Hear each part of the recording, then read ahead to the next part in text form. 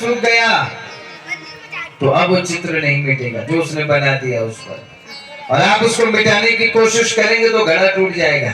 हाँ?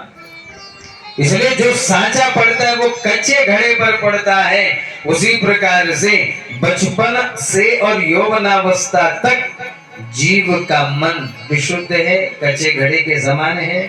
आप उस पर जैसा निशान बनाओ वैसा ही बन जाएगा, और जब तक उसका शरीर रहेगा वो तब तक बना हुआ रहेगा, बचपन से और यौवनावस्था तक। चौथी अवस्था बुढ़ापे की भक्ति तो सार्थक है भी नहीं। सत्यनारायण की कथा किस किसने सुनी है? सभी ने सुनी है ना सत्यनारायण की कथा। सत्यनारायण की कथा में एक चरित्र आता है तीसरे अध्याय में, लीलावती और कलावती की कथा, साधु वैश्य की। लीलावती उसकी पत्नी थी, साधु वैश्य की। एक संतान हुई कलावती के रूप में। साधु वैश्य व्यापार करने के लिए राजा चंद्रकेतु के राज्य में गया, व्यापार किया, लेकिन उसने सत्यनारायण के व्रत को नहीं किया था तो उसको उसका अभिशाप मिला। जब उनकी पत्नी ने सत्यनारायण की व्रत कथा को किया तो भगवान प्रसन्न हो गए, ऐसी कथा है। और भगवान खुश हो गए तो वो घर में व्रत का पारायण कर रहे थे। गांव का कोई व्यक्ति आया, उसने कहा कि तुम यहाँ व्रत कर रहे हो, तुम्हारे पति आ गए। दोनों ने प्रसाद छोड़ा, कथा यहीं पर है, असली रहस्य। दोनों ने प्रसाद छोड़ा।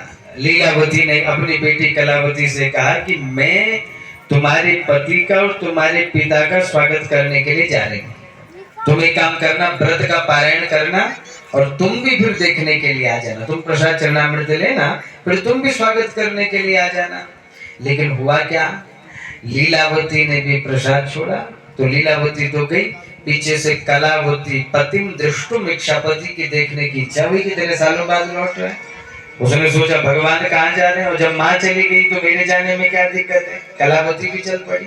लेकिन देखो, फल वेदोत्र संस्थित, कथा के फल में भेद हो गया। जब भाई जब प्रसाद दोनों ने छोड़ा ना, कलावती से पहले तो लीलावती ने प्रसाद छोड़ा, तो फिर कलावती का ही पति क्यों डूबा? जब वो नदी के किनारे गए तो साधु वैश्य तो नाव से उतर गया था, और जब कलावती दोबारा गई आरती की थाल लेकर के अपने पति को देखने के लिए, उसी समय तूफान आया और किनारे खड़ी नाव वो नदी में गई, और वहां नाव भी डूब गया, धन भी डूब गया, और कलावती का पति भी डूब गया।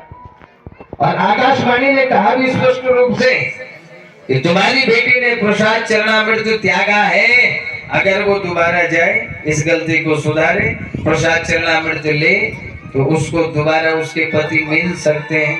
फिर वो गई ना।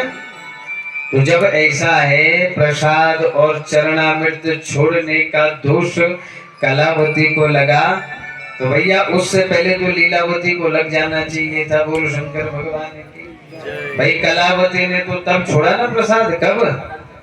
जब पहले लीलावती ने छोड़ा। तो कलावती से पहले तो लीलावती का पति डूबना चाहिए था, लेकिन गलती क्या हुई?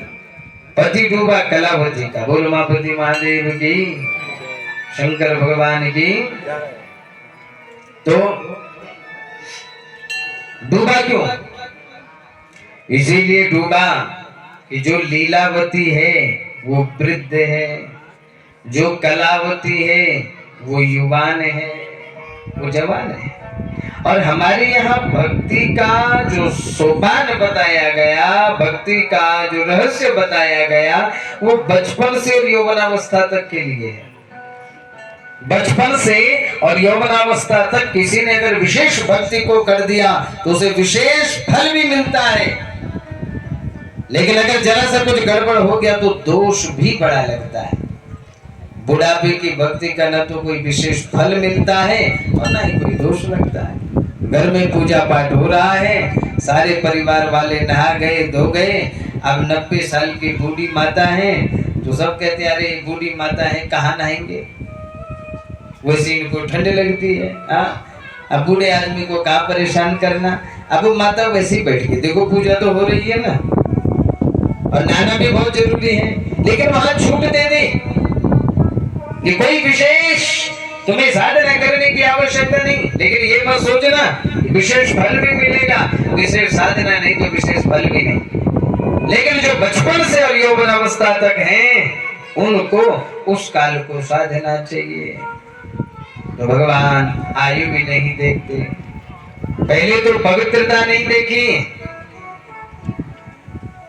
शरीर चाहे कैसा है, मन का शुद्धिकरण बहुत जरूरी है। व्याधस्याचरणम ध्रुवस्य च वयो। अगर हम सोचें कि भगवान सिर्फ बुढ़ापे में ही रिझेंगे, जब बूढ़े होंगे, आजकल बच्चों को कहोगे चलो कथा सुनने, वो कहते हैं अभी हमारी उम्र कहाँ हुई कथा सुनने की, अभी हमारी उम्र कहाँ हुई पूजा पाठ करने की।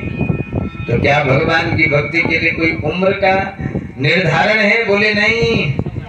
ध्रुवस्य च का अवयो। ध्रुव जी महाराज की कितनी अवस्था थी?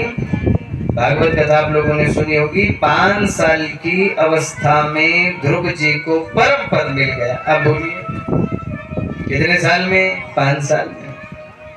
तो ध्रुवस्य च का वयो, ध्रुव जी महाराज की क्या अवस्था थी? कई बार आप लोगों को लग रहा होगा कि जो ब्राह्मण लोग, ज्ञानी लोग, पंडित लोग बड़े बड़े स्तोत्रों का पाठ करते हैं, दिन रात देखो कितना, आजकल तो आप लोग देख रहे होंगे, खूब मंत्रोच्चार भी हो रहा है, खूब स्तोत्रों का पाठ आप ब्राह्मण लोग हम सब करते हैं। तो कई बार आप लोगों को लग रहा होगा कि भैया ये जो पंडित जी लोग खूब स्तोत्रों का पाठ करते हैं, जिस दिन कल्याण की बात आएगी तो सबसे पहले इन्हीं का होगा। बोले ऐसा नहीं है भगवान के यहाँ। विद्या गजेंद्र का, अगर भगवान पढ़े लिखे पर ही कृपा करते तो भागवत के 8वें स्कंद में भगवान ने एक हाथी को भी उद्धार किया, वो गजेंद्र था। गजेंद्र मोक्ष की कथा आप लोगों ने सुनी है। एक हाथी था, परिवार पर बड़ा विश्वास था, एक दिन सरोवर में गया और वहां उसे मगरमच्छ ने पकड़ लिया उसके पैर को। और पहले परिवार पर विश्वास था, अपनी ताकत पर विश्वास था, लेकिन मगरमच्छ ने उसको छोड़ा नहीं। एवं व्यवसिता बुद्ध्या समाधाय मनोहृदय जजाप परमं जाप्यं प्राक जन्म मन शिक्षित। पूर्व जन्म का संस्कार उसका जागृत हो गया। और स्वांतस्य सर्वबलेन गृहीत आर्तो दृष्ट्वा गरुत्मति हरिं खौपात चक्रम उत्क्षिप्य सांभुजकरं गिरिमः कृच्छा नारायण अखिल गुरु भगवन नमस्ते। गजेंद्र मोक्ष में वर्णन आता है कि उसने एक सरोवर से एक फूल उठा करके उस जगत पिता का ध्यान किया। है क्या? जानवर है, पशु है, किसी डिग्री कॉलेज में नहीं पढ़ा है, किसी अंग्रेजी माध्यमिक विद्यालय में नहीं पढ़ा है, कोई विदेशी पढ़ाई नहीं करी है, कोई श्रेष्ठ ज्ञान नहीं अर्जन किया है, लेकिन बस मन से उस भगवान को याद किया तो भगवान आए और भगवान ने ग्राह का मुख फाड़ करके गजेंद्र को मुक्त कर दिया। बोल भक्त वत्सल भगवान की। तो अगर हम सोचें कि